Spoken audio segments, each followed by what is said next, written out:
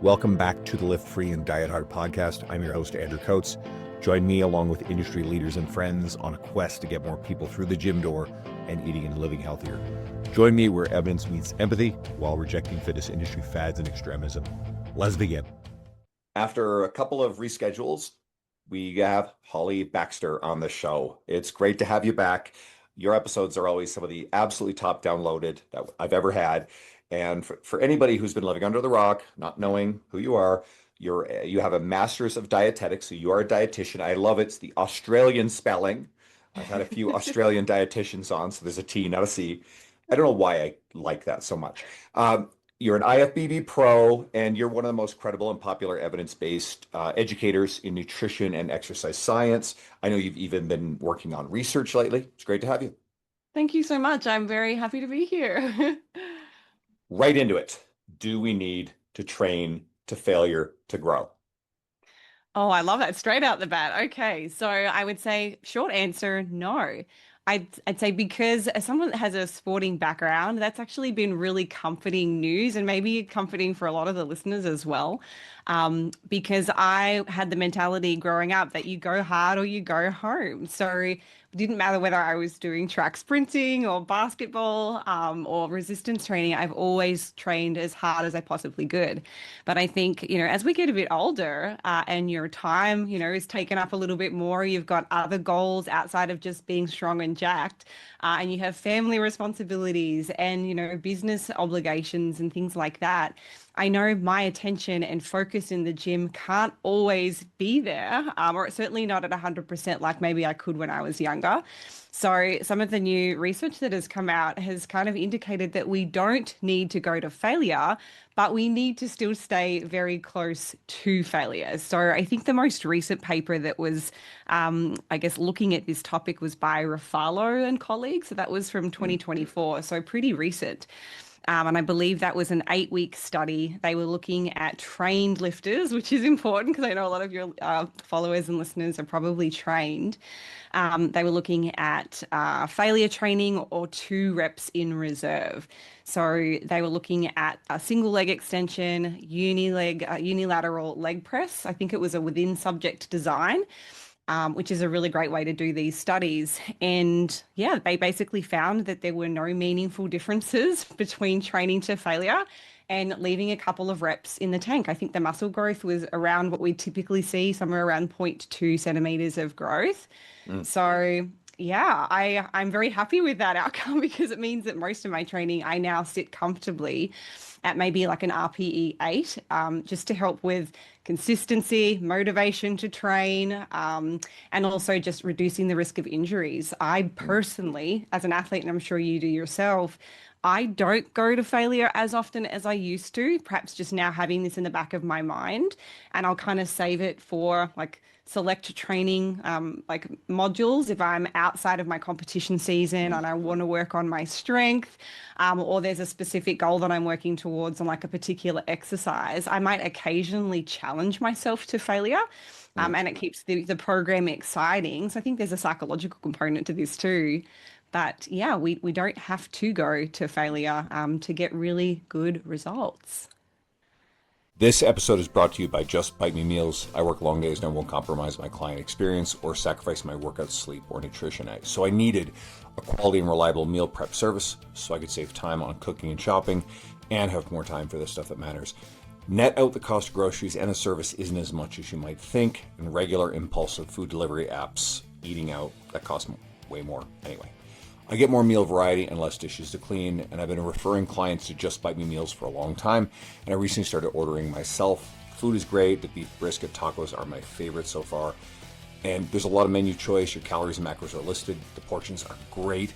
You can order custom meals. They deliver to your door, or you can pick up from their storefront. And I'm sorry to listeners outside of Alberta, but Just Bite Me Meals is currently just in Edmonton, Calgary, Grand Prairie, and Fort McMurray. Ordering from Just Bite Me Meals made my life easier instantly. And you can get 10% off on all your orders using my code, Andrew Coates Fitness, all caps, on their website. That's Andrew Coates Fitness, all capitals, or go to the link and the code in the show notes. I recall something, and I may be wrong about this, but I believe there was something that experienced lifters are not necessarily better at knowing how close they are to failure than beginners. And I find that counterintuitive. So I'm not sure if I actually believe that. But I think there's a whole bunch of stuff here.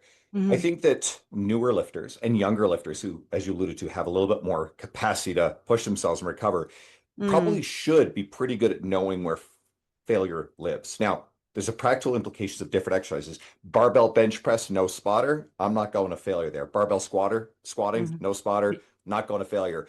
Cable press downs, shoulder laterals, curls, etc. Guess what? Game on, right? You're probably fine. Yeah. But and I suspect because I think people in general really aren't great at Hmm. hitting true failure, and obviously there's some nebulous stuff about how we truly define what is real failure. Yeah. I like aiming for about 2 reps in reserve because let's say Yeah. that happens to be 4 or 5. And as I understand the body of the research, as long as we're within probably about 5 reps of failure, we're probably really good. Given how hard it is to calculate, I think if we get within 2, I feel great about that. Yeah, I would tend to agree with that. I think it's probably exercise muscle group dependent. So, you kind of rattled off a few maybe compound multi-joint muscle groups or Mm, exercises rather, where you don't go to failure, but it sounds like more isolation movements, single joint mm, exercises, you tend to push it.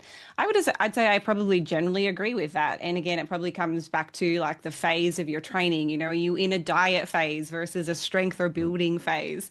As to whether you practice training hard going all the way to failure or not. But yeah, it's an interesting thing to consider. Are beginners better or worse at accurately assessing their proximity to failure? I feel like there was another paper recently that looked at that, and I don't know that there were meaningful differences between the advanced lifters Mm. and the untrained lifters, which I thought was interesting. I assumed that new to resistance trained individuals would have a harder time gauging when they're at failure. But according to this, again, it's one study. I don't know that we've got a huge amount that we can turn to for evidence, but yeah, it seems like we all do a pretty good job at knowing when we're getting there. So, yeah, I think it's different to look at a training scenario versus or a real world training scenario versus what we might see in like a facilitated research Mm. program. Are people training the same in real life? And I don't know the answer to that. I think I've got a lot of clients that really push themselves hard, and then there are probably another bunch of individuals that don't. So it's probably case by case dependent. Mm. And I've trained a few times with some of my clients in person when I've had the opportunity to do so. And it's been interesting because there'll be some scenarios where I've kind of been there spotting a client. Sorry, my cat's just joined us for the podcast. Always welcome. It's okay. But yeah, I'll be there like spotting them and they'll, get to 10 reps, for instance, if that was the intended rep range for that set. And I'll say, can you do more? Let's keep going. Let's keep going. And they've ended up pushing out maybe another 5 or 6 reps with that same weight. And I'll have said to them, do you use that same load with your normal training if I wasn't here? And is that what you would consider training close to failure or failure? And they'd say, yeah, that's kind of what I've been doing. So, if Mm. you look at that, they've probably been leaving 5 reps in the tank. And that might be the difference over a long time span of somebody making meaningful results or not. So I think it's a really important factor. And I would probably err on the side of telling people to go really hard, just knowing the propensity to kind of back off a little bit or being distracted or stressed and things like that when you're trying to work out. And I think there's something else there. You're training stamina and mental toughness, right? So For I, sure. I think those are important qualities that you want in the gym because I think they compound over time as well. Yeah, absolutely. For sure. This episode is brought to you by Macros First. I've always struggled with nutrition tracking apps, even the slightest hassle or friction, and it breaks my habit. That changed with Macros First. When I tried it, I told my friend, the founder, Jacob, quote, this is, well, let's just call it a certain other app on steroids. It's the easiest app to use, and it has a free barcode scanner, which if you use tracking apps, you know this is a really big deal. I recommend Macros First to all my clients and friends, and even had them sponsor my 2024 conference. Here's an example feature that I love. The verified food database. Remember using other apps and searching for a food only to find 10 to 50 similar options with different macros, not knowing which one to pick. This kind of friction is the shit that made me quit tracking altogether. Macros First, every single food item in the database, over 3 million of them, is human verified. No junk entries, so you can trust the numbers. Plus, that free barcode scanner makes logging faster. And if the barcode doesn't turn anything up, just point your camera at the nutrition label and MacroSource will extract all the nutrition info instantly. All this just makes tracking easier. And while Macros First's premium version is incredible for any user, the basic version, which is nowhere near basic, is free to use. So you can go to either the Apple Store or Google Play to download. What about effective reps? So I keep hearing about this concept. It's been around since decades, I suppose. And it seems like there's arguments over, whether or not this is relevant. And I don't know if you would feel comfortable defining it and your thoughts as to whether effective reps is an important concept in training. So are you referencing the minimum like effective dose for, for a certain amount of muscle growth to take place or? So it's more like I'll give you the example because I don't tend to think this way, but and I've never trained clients this way. But let's say usually it's an argument for lower volume training.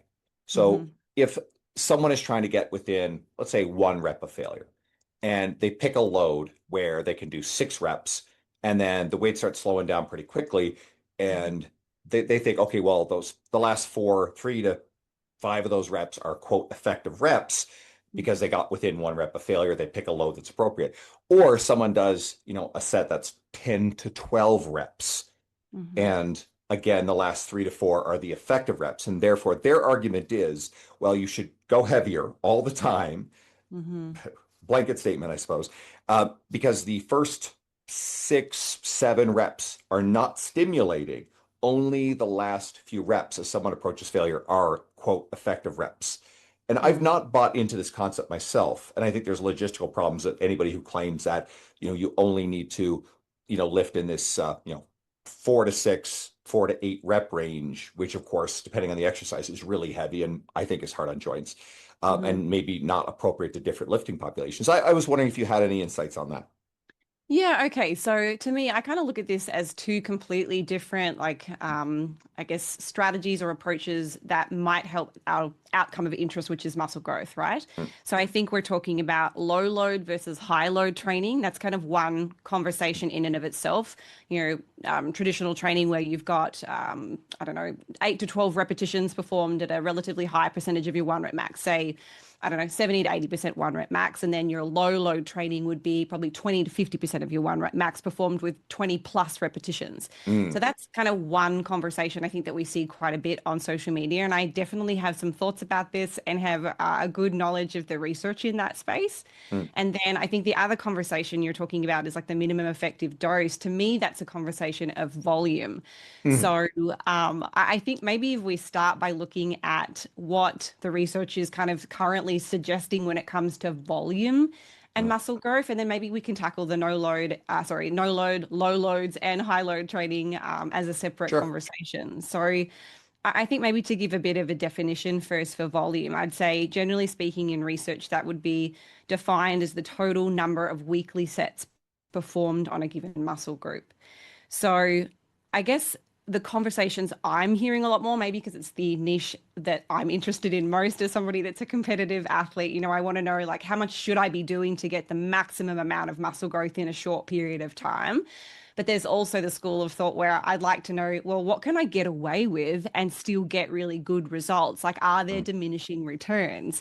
So I definitely feel like there is a point of like volume saturation where doing more probably isn't leading to meaningfully better outcomes. So right now to date, I feel like there's a lot of conflicting information in the volume space. We've got, several research articles, and I'd say in our recent volume paper, we probably cited maybe 30 different publications that have kind of looked at different volumes. And I'd say that majority of those did not support the idea that more volume was better for muscle growth. But there are some caveats to that. Those studies, and there are several, I think there's one by Hillsgrave from 2019, Alb and colleagues from 2022. I'm going to say this wrong. Amrit Allingham is another author that's published and looked at different training volumes, but they're usually comparing like 9, 18, 27 sets. Or in the case of Alb, I'm just looking at their paper right now, so 12, 18, and 24 sets. Armand Bellingham was 10 sets versus 5 sets. So they're kind of, to me, I look at those numbers and they're not necessarily matching what I would do as a physique athlete. I'm probably a little bit higher than that. So at least from what I have written, at least from what I am reading, it doesn't seem like there are meaningful differences between those conditions. So just to give you an example, in the Hillsgrave study, when it came to muscle thickness, I think they were looking at the biceps. There were no statistical differences between those groups. So we had 4, 5, and 9% changes in muscle thickness over a 6-week time frame. Some might argue, well, that's a really short study. It's only 6 weeks. In trained lifters, how much muscle growth are we really going to see? Do we need longer studies to actually see, what's happening in real world cases? And then in the case of Alb and colleagues, that was an 8-week study in trained individuals. They were looking at the quads, and again, there were no differences in muscle thickness. And we're seeing similar changes in terms of like percent differences. So between 2 and 7%, change in muscle thickness. So again, that's looking at some of the volume studies that we do have. There's another kind of separate group that I'd say are looking at even higher volume. So we've recently had 2 papers out of the University of Tampa. So Alison Ennis, I think is her name. There was a 2024 study, which was the big famous 52 sets per week paper. And even though there were trends towards there being advantages to higher volumes, it looks as though when you compare like the differences between the groups, there were no meaningful differences. And I think they were comparing squats, leg press, and the leg extension. There was a recent paper by that same group in females, which I'm always really interested to hear about. So they had 30 females. This was in trained participants over 12 weeks. And they compared, it was 22 sets, 26 sets, and 38 sets. And again, no statistical differences between all of those volumes. There is one group that I can recall is the Schoenfeld study, and I think they actually did find meaningful differences, and it was a nice linear trend. But that's one of the few studies that I've seen that actually led to that outcome, which is interesting. I think what I found most intriguing about their data was the actual change in muscle thickness. So relative to some of the other papers that I've seen in the work that's been done, generally the amount of muscle thickness we'd see over an 8 to 12 week period is probably 2 to 3 millimeters, or like a 4 to 12% increase in like percentage change. For this paper, they were able to see, at least in the muscle thickness of the quad, it was like 0.74 or 0.75 centimeters. So it's almost a 3-fold difference in muscle thickness, which to me, that's just a very robust change. So I'm not ruling out that really high volumes aren't potentially better, but I think because we don't have a lot of data in that kind of sphere yet, I'm still being cautious. It's not something that I would recommend to all of my clients just because it's a huge time sacrifice. Like think about the differences of, doing 3 sets versus 5, for instance, like with every, set that you do. And then there's the recoverability consideration. So, how are you going to recover from that? And then increased risk of injury too. So I'm sure, I don't know, have you done high volume training like that before in your own programming, Andrew? I mean, I think historically I probably have done what you would consider be kind of almost classic. I have never competed, but classic bodybuilding style. But if we're talking about the hard sets, so, your actual working sets, spaced out of the course of the week, I don't know. And like I tend to take longer rest breaks between my sets so that way I can go hard at each Mm-hmm. one. I've probably gotten pretty near failure for anything that's appropriate to near failure. And Mm-hmm.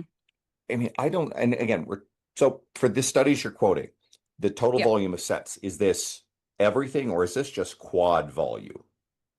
So sometimes it's looking at 1 or 2 different muscle groups. So just as an example, like in the Ennis study, the one that I just mentioned from UT in females, so they included the squat, the leg press, and the leg extension. So they're just looking at quads.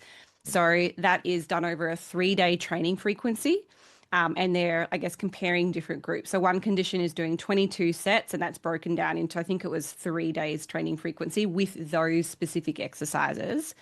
And then there's the group that's doing 26 and then 38, but it's just one muscle group. That's not Yeah, to say those all of the studies are like that. that's Yeah. astonishingly high volume if you actually go into a gym and think about it, right?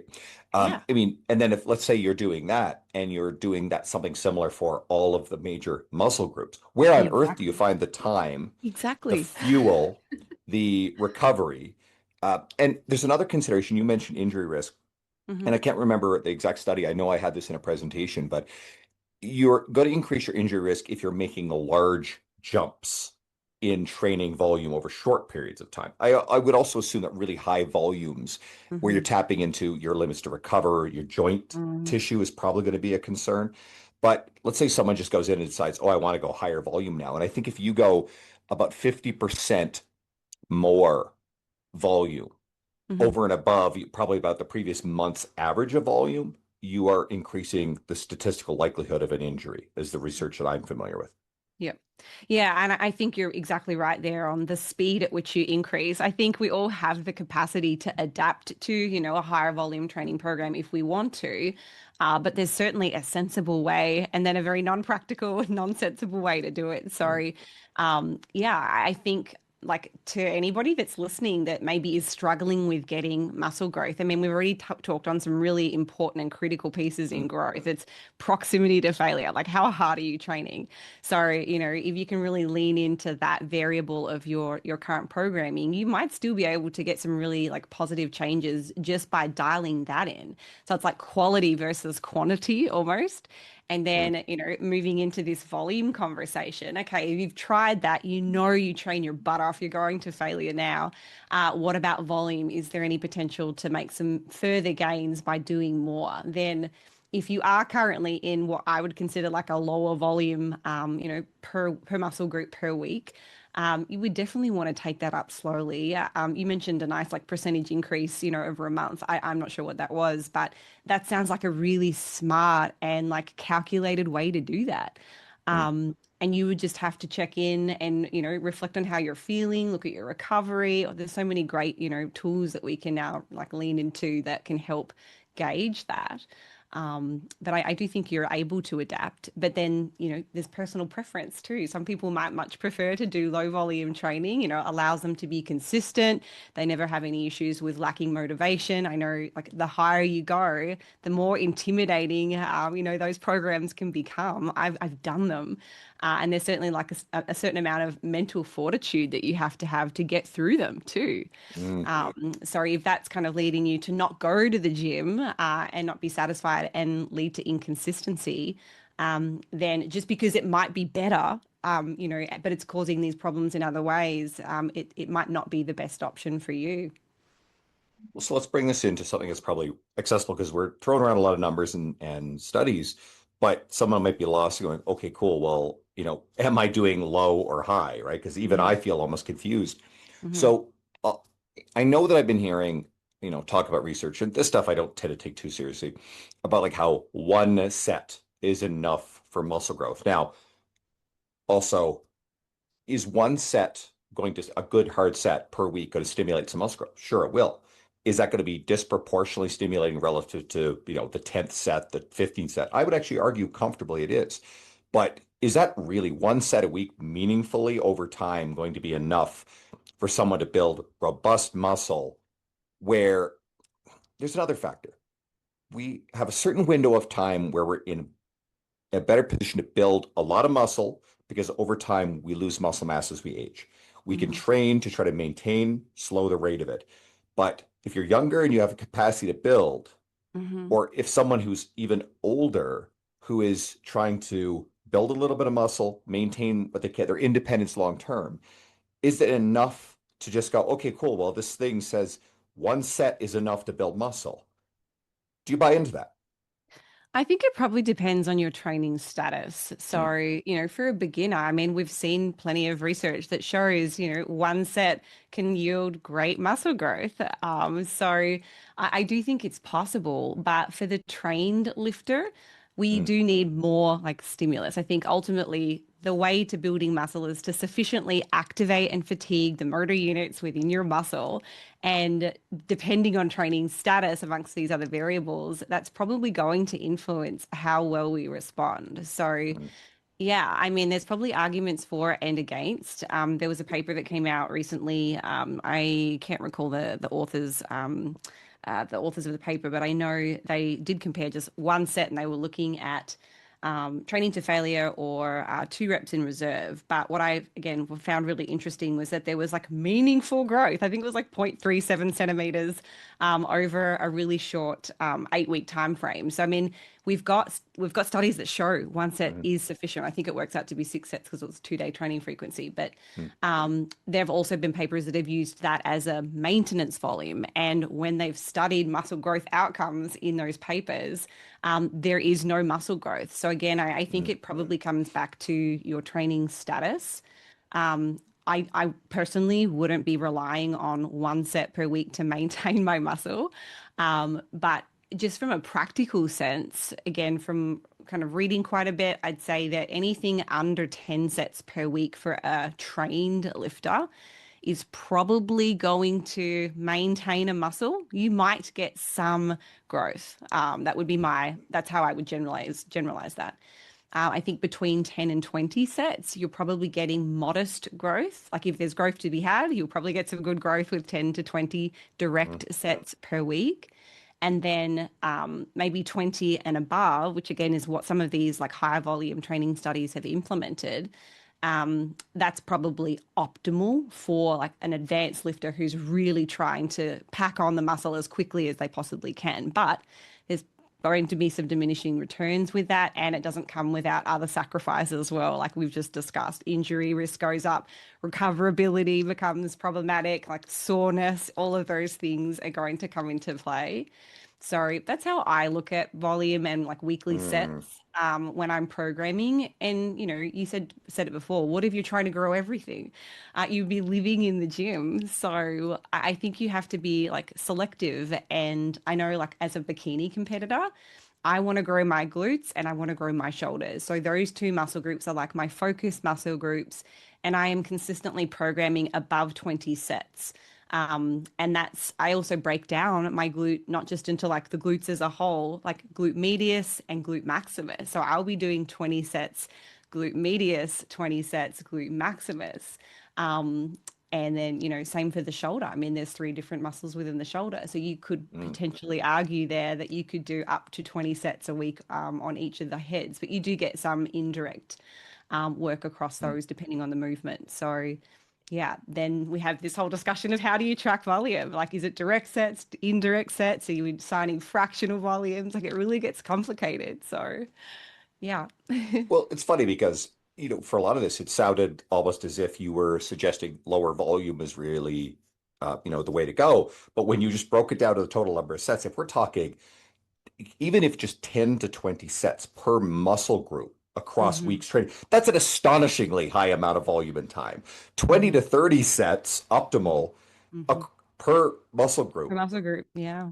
across an entire training week is astonishingly high volume. That's super time consuming. So, I mean, if anybody's defining how we define high or low volume is what matters here. I still coach people full time in person. Yeah. Like most general population, you're not getting anywhere close to these kind of numbers. But the point you made, I think, was really the best one is 1 set can be really good for someone who's pretty new. But guess what? If that person keeps doing that, the diminishing returns is going to wear off pretty quick. So I don't believe that 1 set is going to be particularly effective for very long unless someone is starting, stopping, and then remains a beginner because they're training less often than they're trained, or they're not training more often than they're training. So to me, I would infer that if someone's pretty consistent for a while, then they're probably not going to be a beginner enough for that to work as well. I still think it's better than nothing. Yeah, absolutely. And again, for me as a like professional physique athlete, I still have muscle groups that are only getting 3 sets a week.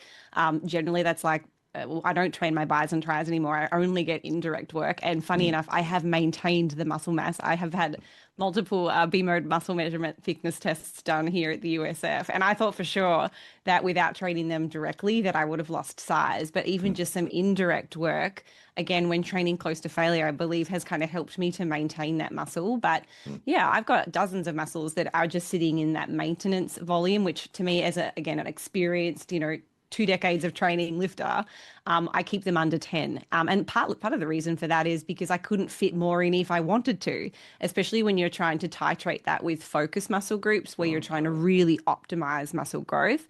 So that's going to take up most of your training. So there's not really a whole lot of room left, for everything else. So I think, if someone is trying to grow a bit of everything, you have to compromise somewhere. There's no way you could do those kinds of volumes on all muscle groups. So mine personally tend to be very skewed. It's a very imbalanced program to afford the ability to do that. But again, I'm looking at trying to make maximum amount of gains in a very short window of time between competitions where you've had feedback on this muscle group and like you gotta go.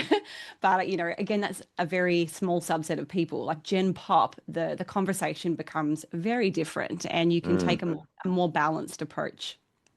Well, that's at least a partial answer. I'd love to hear more about your thoughts for Gen Pop in terms of balancing how you would spread out your volume across different muscle groups. Yeah, so generally speaking, for like the people that I'm working with are mostly Gen Pop. When I talk about all of these reference ranges, I'm specifically talking about like advanced lifters that are really striving for like Mm. whatever they can get. But for Gen Pop, I would say probably my range is probably still higher than what you would say. And again, I don't have we don't have a lot of scientific studies to base that on yet. I'm quietly confident that probably is true, but there are going to be diminishing returns. I'd say maybe under 5 sets for maintenance volume, probably between 5 and 15 sets for modest growth.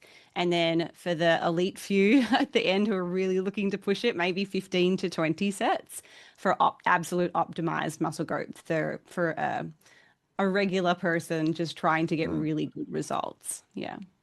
Do you believe that, because it kind of ties back to, you know, how near failure, intensity Mm. or frequency, is there any research that points to biasing towards greater frequency or greater intensity can help offset the need for more sets in terms of volume? Hmm.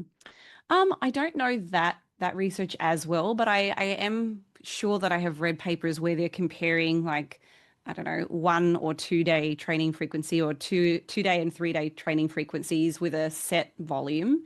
And from what I understand, it doesn't seem to be that there's more benefits to training like more than 2 times per week on Mm. a single muscle group. But within a session, and this might be a slightly different tangent, but I feel like it ties in. Um, I would say that once you've hit maybe 3 to 4 sets on a specific muscle group, there probably isn't going to be meaningfully more benefits in doing more sets on that same muscle group within a single session. Mm. I know that we've got acute data that looks at muscle protein synthetic rates and some of the other metabolic signaling pathways where they'll look at, I don't know, like proteins like what's it called? P7O6K or whatever it is, and mTOR. They're looking at changes in muscle protein synthetic rates, Mm. and they don't seem to be greater with more sets. So if they compare 1, 3, and 5 sets within a single session, like 5 didn't lead to better results than 3, but 3 sets was better than 1. So I do feel Mm. comfortable saying, like making that statement. I've seen that in a couple of different papers. So how I would practically take that information is I don't really do a whole lot of volume on the same muscle group within a single session anymore. Mm. I might max it out at like 6 sets on one muscle group and then I move on, which a lot of people probably are going to be very upset when they hear that, or they might like at least think that's a strange concept because it takes away from doing like, leg day or, it's chest day or it's bicep day. But I feel like once you've got sufficiently activated and fatigued those motor units that you're trying to target, doing more doesn't seem to bring up muscle protein synthetic rates. It's, once it's on, it's like the analogy I might compare it to is once you've turned your car on, You can't turn it on anymore. So if you've done that successfully because you've Mm, trained to failure, you fatigued that muscle group, doing more probably, doesn't lead to better outcomes. And I'm sure that there is some kind of mm, study that's compared that over the longer term, not just acutely. mm. But I couldn't be sure. And I remember, must have been maybe a decade ago, and I know RP Strength, Dr. Mike Israetel they were very excited about this stuff, but then they pivoted as the research came along. That initially they seemed very bullish on frequency as an independent variable being positive. But Hmm. I think my understanding of everything now, it's like frequency just allows, it's basically what you said, Hmm. for people to accumulate more effective volume and Hmm. recover from it across a week. So I know that full body training is very popular right now for hypertrophy. And it was kind of the old school bodybuilding way of doing it anyway. Hmm. So when I'm training general population clientele, I overwhelmingly tend to bias away from, aggressive splits. There's a lot of full body Hmm. training in there. Yep. Me too. Me too. And I used to be someone that did that as well. But I think also just from a again, mental fortitude, like the level of difficulty of going into the gym and doing like a whole like quad session or like lower body focus session was so physically taxing and mentally taxing to do that. So one of the reasons it's also kind of supported my preference of training is now I will do more full body splits or at least try to spread out that volume a little bit more. Not, number one, I feel like I need to get a high amount of volume in across most of these muscle groups. Mm. So you almost need that higher training frequency to get that volume in, but also just kind of looking at this information as well when it comes to like optimal growth within a single session. Like it doesn't seem to be better when you do 5 sets of something or not, but yeah, I think the way that training studies are conducted probably don't reflect real world programming in that, a lot of these have very limited exercise variability. It might be Mm. just 3 exercises targeting one muscle group, and they'll do a 12-week study looking at that. That is not how I train. I probably have like, I don't know, 12 different lower body exercises in my training program. So, one might hit the vastus lateralis better. One might hit the Yes. vastus medialis a little bit Mm. better. One might hit the rectum femoris a little better. So I think exercise variety is lacking in a lot of these studies. So, whether or not we can really say or draw strong conclusions from them is challenging because they're not exactly the way that you and I would write them Mm. for a client. And same with frequency.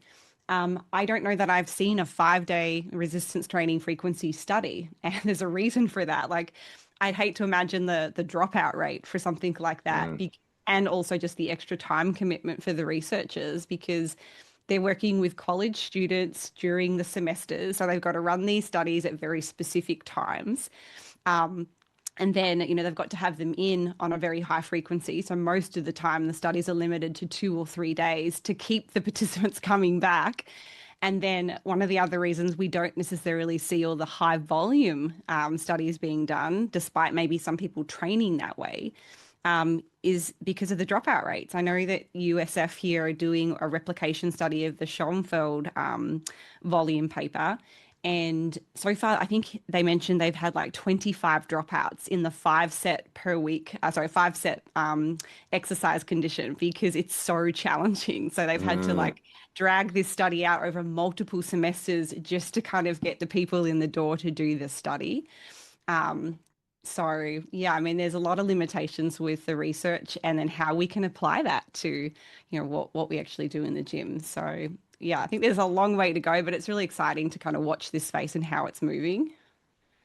This is fantastic. This is really good, nuanced stuff. And I know it starts out a little bit theoretical and research, but you did a wonderful job of like tying it into practicality. So here's something that you posted about, and I love this question.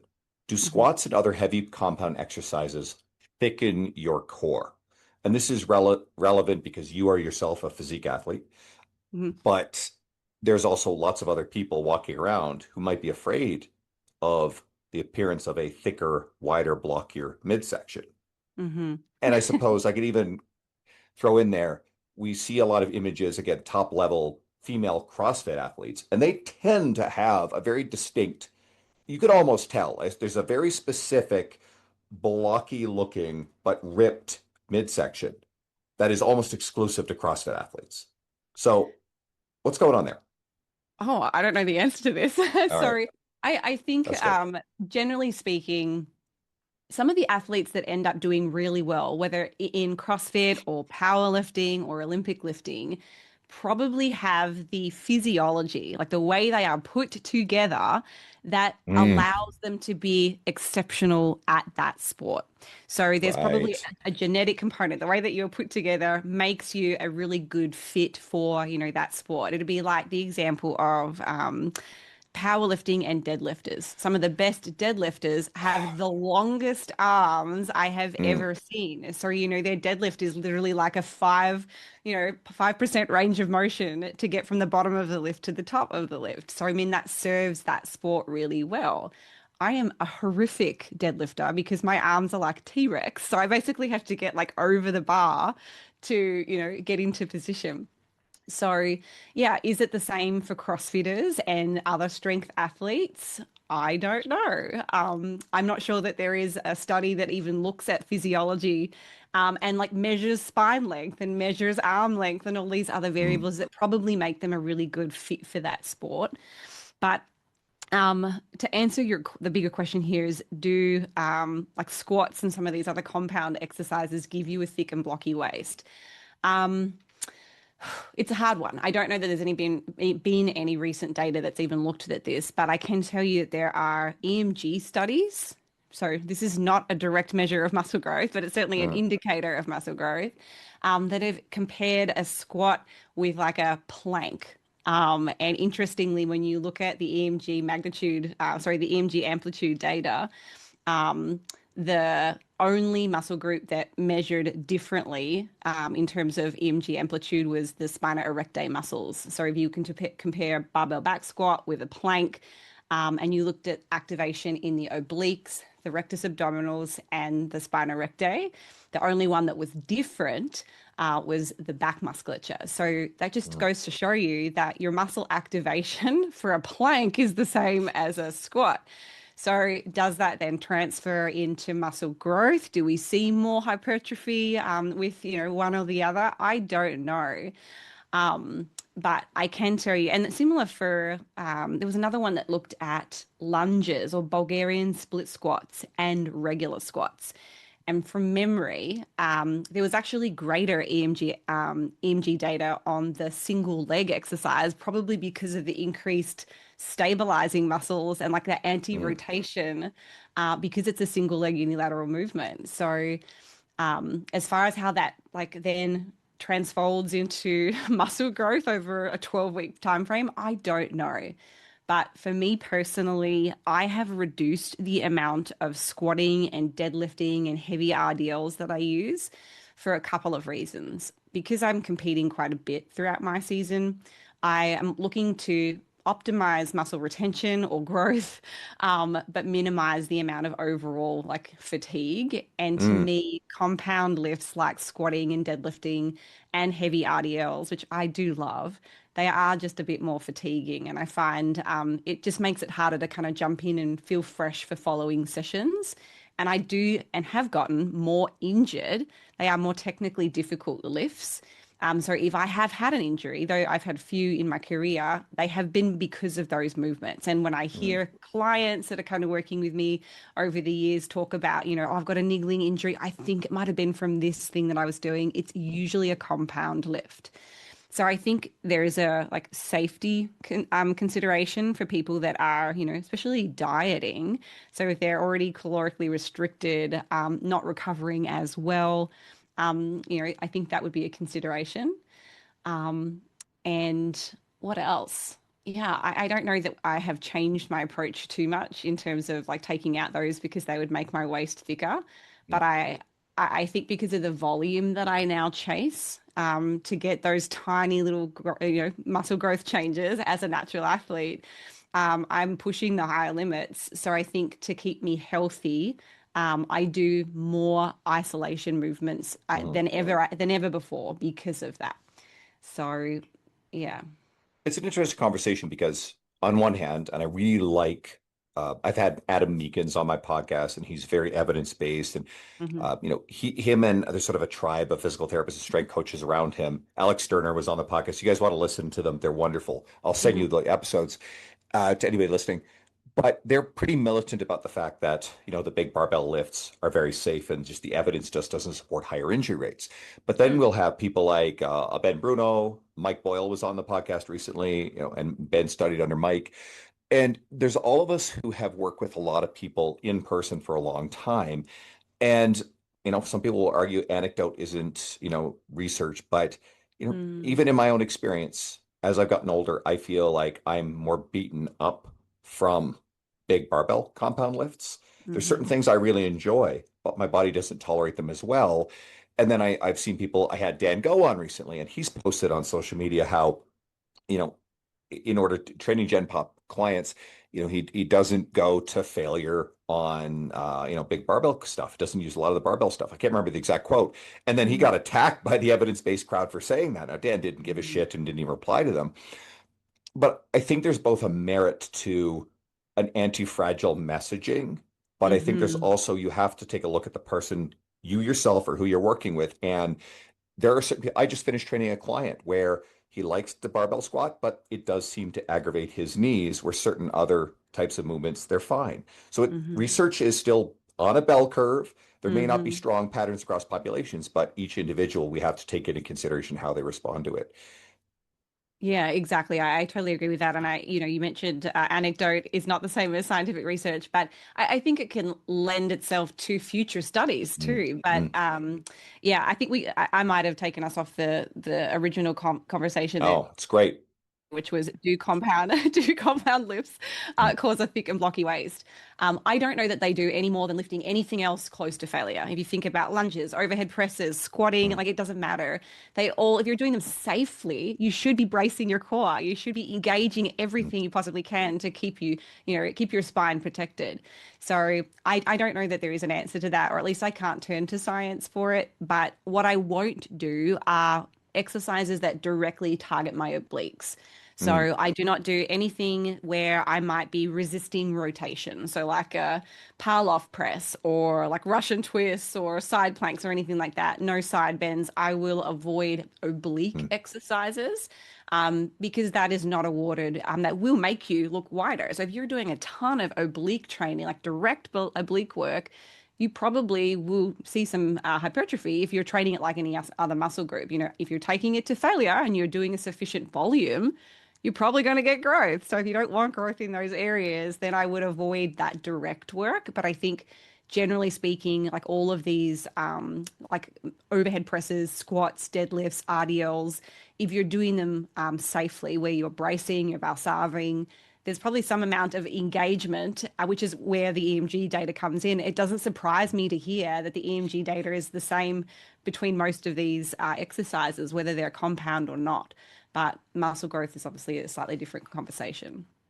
I think you hit the nail on the head. It's like, how proximate are you getting to failure of that muscle group? And when you have compound exercises, where are you failing at? And if your Mm, core musculature is not that close to failure, then it's probably not going to be a significant driver of muscle. And I think the thing you opened up with, and it makes so much sense, is self-selection bias. And I mhm, always think of gymnasts, mhm, because for a very long time people thought, well, if you start gymnastics, and I think it's actually the origin or a key part of it why people thought that lifting weights caused muscle growth stunting. When what ends up happening is the kids who get involved in gymnastics at a very young age, the ones who get too tall, they're not as competitive on average as the ones that are shorter. So therefore, who mhm. is excelling at the higher levels? The really short Yeah. ones. And what do we see with people who have shorter joint segments? Mm, It's easier to have the appearance of larger muscles. You see male gymnasts certainly have really big biceps. And then mhm. every once in a while, someone will argue. I saw this recently, a while back on social media. I was and I don't like arguing with people. I was arguing this. They were saying how like gymnastics was like, great for bicep hypertrophy. I'm like, uh, it's probably not bad, but do I think that that's a great way for everybody to approach your bicep training? Fuck no. I think there's a ton of self-selection bias there. So, and then the opposite one is basketball players. Basketball does not make people tall. It just doesn't, right? Mhm. Okay, cool. The directionality is the other way. So, and I suspect for big, strong men and big power lifters, that build overwhelmingly is probably someone who just they're built for it. Yeah, I agree with you 100%. I totally agree with that. All right. How about this one? So you recently competed again as an IFBB Pro. You compete a Mhm. lot. How do you balance your life and career with the demands of training and dieting? I don't know that balance fits in that conversation at the moment. No, look, I kid, I kid. I think of many of the coaches that I have, I guess, corresponded with and that I am friendly with. I probably have the most balanced approach out of many of them. I think I wouldn't do the sport if I couldn't also still live my life and do the things that I enjoy. And I would say I am a foodie at heart. So if someone told me I had to stick to a, structured meal plan or that I wasn't allowed to eat certain types of foods or that I couldn't go and enjoy a glass of wine or a cocktail or something on the weekend, I probably wouldn't be doing the sport. So I think I've really struck a good balance personally, at least in terms of like food, and being able to still live a pretty normal life. Obviously, as you get towards the end of prep, when your calories are much lower, then there are some bigger bigger sacrifices towards the end. It's not as much flexibility in terms of being able to eat out. But yeah, I think I have a very organized schedule. I never used to use a calendar. I'm probably going back 10 years ago. I somehow managed to get through all of my like coaching clients and things without the need for that. It was easy enough for me to juggle. But as responsibilities have increased over the years, I've definitely had to run a very tight ship. So, yeah, I have a very structured schedule. I have specific windows where I'm planning my cardio, I'm planning my resistance training, Mm. and trying to fit in all my work. So, yeah, I don't know whether I would say it's balanced to like compared to the average person. I don't really get a lot of free time, so I'd say I've made a lot of sacrifices in terms of just relaxing. And it's actually one of the things that I'd like to try and work on a little bit more once I get these next couple of big projects kind of ticked off. But um, yeah, I don't have a lot of free time to do much else other than my work and like the training because that's a huge commitment each week, as is like the preparation for your meals and like the schedule itself. So yeah, it's a massive juggling act. Do you have any heuristics for what you say yes to or what you say no to guard your time? Mm, I don't do TV. So it's just a hard no. I don't do movies. I can't tell you the last time that I like have It's volunteered. rare for me. Recently, I have a couple, but it's rare. Yeah. Yeah, I mean, I don't know where I would fit that in. Just to give some perspective to anyone that's listening, my coaching starts at 12 noon and I finish most, or at least Tuesday, Wednesday, Thursday at 12 o'clock. Like I have massive days of coaching. Mm. And then Mondays and Fridays for me are admin, content writing, filming, emails, getting caught up on that kind of thing. I'd say I work 80 to 100 hours a week most weeks and have done for a couple of years now. So it's a big commitment. So really all I've got left is training and then I make time for like meals with my partner and that's pretty much it. So yeah, I really love what I do. So I think that kind of helps in the grind. I don't know that there's ever a day where I'm like, God, I hate what I do. It's a lot, but yeah, I think I've just really had to kind of prioritize like how I spend my time. And I think the biggest thing that's kind of come off is socializing and just wasting time on things that aren't important. I really don't use social media anymore except for my work. Um, so yeah, I hope that to find a little bit more balance, I think, as I'm coming out of a competition season now, so I'm going into my build. I'll have less time because I won't be doing as much cardio. So I'll sneak a few restful hours in, maybe a few more hours sleep. But it is a really big juggling act. But ultimately, I think when you love what you do, it doesn't feel like it's overly difficult. If you're limiting TV and social media, my guess is that whether intentionally or by default, it's also limiting the inputs, in particular the stream of outrage and anger and whatever's going on in the world. Mhm. That stuff probably doesn't get into your bubble too much. And does that preserve your emotional energy so that way you can be productive? Yeah, absolutely, 100%. I joke around with my partner and say like I do not have time for drama. Like I will see fleeting conversations like in group Mm. chats and things that I'm part of. I don't actively engage in, but I don't have the time for drama anymore. It's like Mm. when your time is so finite. yeah, I tend not to get myself involved in things that aren't directly involved in like achieving my career goals and or like personal goals. And if I do have free time, I would much rather do some self-development or listen to a podcast. Or to be honest, I really just enjoy like reading research. So, yeah, I think there is less balance maybe than the average person. That's all about fulfillment, right? And I do have a theory, and I've noticed, I'm going to try to choose my words carefully, but for many, many years, um, as if anybody goes back to the old episodes, this podcast is 8 years old, and the first seven-ish or so are very career-oriented development episodes. You've been on before. Anybody Mhm. wants to listen to them, I'll fish them out for you if they want to scroll. They're amazing. Okay. What I noticed over time, and if you go back to the 8 years, I Mhm. didn't have a meaningful social media presence. I wasn't speaking at conferences. And at the very beginning, I was not yet writing for all the publications I write for. Obviously, there's a lot of growth there. Mhm. But the people who I followed, and in some cases knew or have come to know personally, overwhelmingly through Facebook and later on Instagram, I found that they weren't overly active on Facebook. They didn't participate in arguments. They weren't in Mhm. comment sections, with rare exceptions. Mhm. And I noticed there's a very strong correlation between the people who were growing, building career, building business, Mhm. otherwise very successful, speaking at more events, involved in research, and not seeming to be everywhere when it comes to sort of arguments in comments. And over time, I've noticed an overwhelmingly strong correlation there. And what I noticed is over that 8 years, I dramatically less so would participate in those sort of things. And again, I think Mhm. Facebook's kind of the Yeah. microcosm for it, but even in arguments on things like Instagram, I'm not interested in participating in these kind of argumentative things.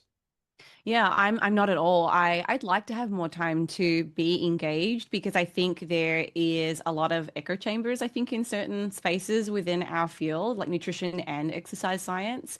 But at the moment, again, like you said, when you're in the active process of building, that is where my attention goes. I mean, I've had some really unfortunate luck with the creation of my workout platforms. Over the last 2 years, I've had to rebuild it twice, due to some issues with the developers and the tech teams.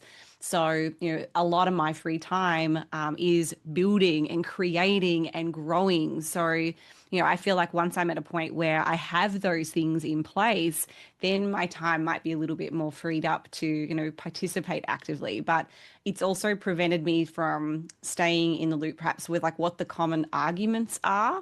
I will present research and I will talk about things, but I'm not kind of actively participating in some of those conversations. So, I look at that. Some of that's a benefit, like a good thing. I think I don't like to get involved in, heated arguments. I'm sure I'd be a much more angry, bitter person if I did. I'm probably a much more kind and compassionate, thoughtful person because I'm not in there raging all the time.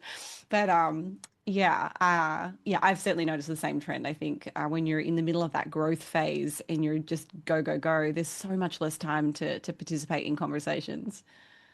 And I think you can't help if you leave the windows wide open for it, you download, whether intentionally or otherwise, absorb all of the awfulness that's floating around. And social media is an amplifier for the awfulness, right? Mm. It overrepresents just how terrible things are, even though there are a lot of terrible things. And this transcends fitness. It's way broader, Oh, everything in it's our world. everything. Yeah. And this is a tough one. And some people will get very mad at the sentiment, but I don't think anybody's under the obligation to try to take all this stuff in, to certainly have an opinion about it all. Up until probably two to maybe three generations ago, the entire existence of humanity, we probably didn't know what was going on outside of the world of our maybe village or community or maybe the nearby villages. And now we have in real time every terrible thing that's going on in every corner of the world. And then there are people Mm. who are demanding that you are outraged about all of it simultaneously. And that just the human psyche is not meant for that. So that's my philosophy towards it. I hope that resonates with some people. Uh, because if you let all that in, trust me, I don't think you're going to be overly successful in your career. And this is, Yeah. I think Yeah. by default, just by being busy in my career, it has prevented me from taking in negativity from the rest of the world. I think if you were participating a lot more, I would have to assume that my mental health would not be as good. And moreover, I would not be anywhere near as productive and be able to get the things done if I was doing those things all the time too. So I'm really selective with what I take in on social media. I don't follow very many accounts because I don't want to hear all the noise. You know, I'm very interested in certain things. So yeah, I think it's kept me in a much healthier mindset, at least over the last couple of years, by being away from that intentionally or not. And I know there was a period too, because I struggled with an eating disorder for about 15 years. And one of the ways for me to kind of start the process of healing from that was to get off social media. You know, one of the processes is to not compare. So, you know, to start with, you take yourself out of the equation to start doing that internal work. And then eventually, you know, I kind of, you know, get back onto social media and I'm in a much better place to then, you know, take it all in, I suppose. So a lot of, you know, mindset shifts, I think, too. Oh, I lost your audio, Andrew. You're muted. Sorry, I was muted because there was an ice cream truck going around the neighborhood. If you guys actually heard any weird thing in the background, it was an ice cream truck. Okay, so speaking of take it all in, pivot. Do older women need more protein? I don't know the answer to that. I'm going to say, based on a recent paper that I read, which was specifically focusing on females, I believe they looked at a low dose leucine supplement, a low dose protein, like a whole protein source, and then a higher whole protein source. When they looked at muscle protein synthetic rates, there was no difference between the groups. I assumed before I picked up that paper that seeing 10 grams of protein versus 20 grams of protein in an acute post-workout setting, that the group that would had more protein would have had a, you know, a greater muscle protein synthesis response, but they didn't.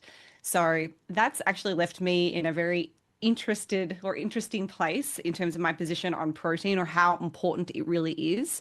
Um, I guess globally speaking, I'd say that men and women are probably the same. I don't know that there are going to be meaningful differences. At least there's no mechanistical reason why I think they would need more. And I love the fact that a couple times now you've been like, I don't know the answer to that, but then provide thoughtful nuance. So I wish more Mm, people in our industry were willing to speak that way. And I don't have any mechanistic idea either. I know I saw something from your media to pull that down because there's so much discussion now about perimenopause, menopause. And mm, again, I can't think of anything mechanistic that would be an issue. I suspect, I mean, I'm of the belief, and I thought it was an evidence-based belief that as we get older, we don't synthesize protein nearly as well. So therefore, I think the recommendation is that older adults should consume more protein. But, mhm. again, I just can't cite research off the top of my head. Most people are probably Yeah. getting less protein than they need anyway, so maybe they just should get more. Yeah, and I think again, like there's a protein reference range for a reason, and I think I hope that I don't butcher like the general messaging that's kind of coming out of Dr. Stu Phillips' lab. But from what I understand, when it comes to protein like quantities, somewhere between 1 to 1.4 grams of protein per pound of lean body mass is probably sufficient. You know, over the age of 40, I believe that for every year over 40, we'd probably want to increase our protein by a couple percent just to make sure. But again, we don't have a lot of good data on older women specifically or Mm. the older population. So, and I can't cite anything off top of my head either, but from what I understand, like there's a nice reference range that we can work within. As long as you're staying within that consistently, you're consistently resistance training, which is probably the more important, you know, thing that's going to signal muscle growth. I think you're doing a lot of things right. And I just recently had Dr. Stu Phillips on, and he was wonderful. We did talk a fair bit about protein recommendations. So I've Hmm. referenced a lot of podcasts, your old ones, Stu. I recently had Hattie Boydell on. And if you guys listening want any of these, just shoot me a message. I'll happily drop them in your lap, or just scroll through and you'll find them pretty easily. Everybody can follow you at Holly Baxter. You're one of the lucky people who has your first name, last name as your Instagram. No extra bullshit like the word fit. No, thanks, Elaine. Got in there early, I suppose. Is there anything else you want to direct people to? No, I think if you go to my Instagram, you'll be able to find everything. We have so many awesome like free resources, I think, for people if they're interested. We've got training programs, meal plans, templates, free chapters out of my books. So if somebody's looking for something free and they need a place to start, I would head to my website. We've got lots of goodies there for people.